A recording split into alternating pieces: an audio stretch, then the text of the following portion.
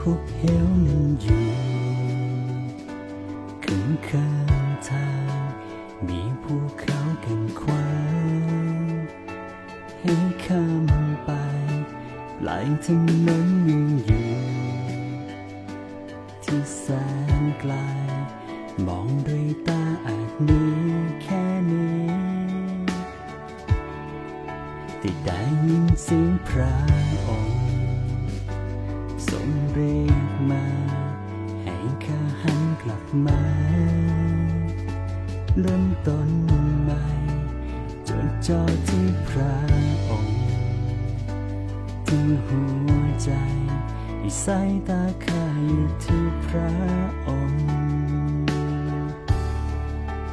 ทรงเรียกข้าให้มองที่พระองค์ทรงเรียกข้าให้มองที่พระองค์แม้เส้นทางน่ากลัวเพียงใดให้ไว้วางใจในพระองค์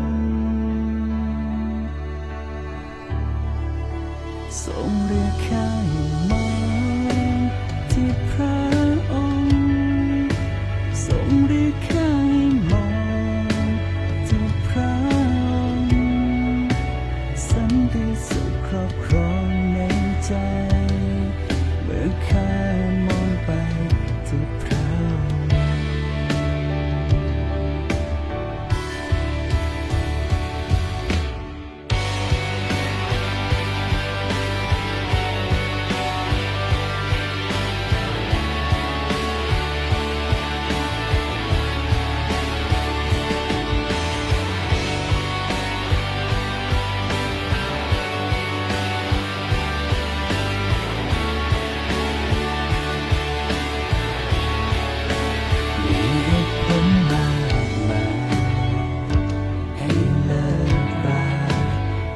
ปัญหาเข้ามาให้ท้อใจแต่ความรักพระองค์ยังหน้าไปสายตาข้าอยู่ที่พระองค์ทรงเรียกข้าให้มองที่พระองค์ทรงเรียกข้าให้มองที่พระแม้เส้นทางน่ากลัวเพียงใดให้ไว้วางใจในพระองค์ทรงเรียกข้าให้มองที่พระองค์ทรงเรียกข้าให้มองที่พระองค์สันติสุขครอบครองในใจเมื่อข้ามองไปที่พระองค์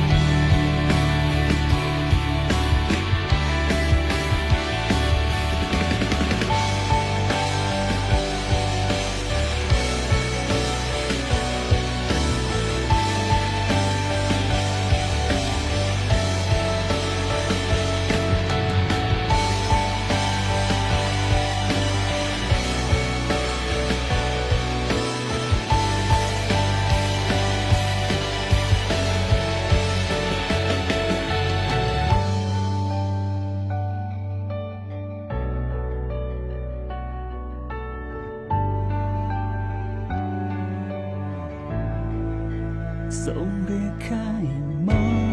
งที่พระองค์ทรง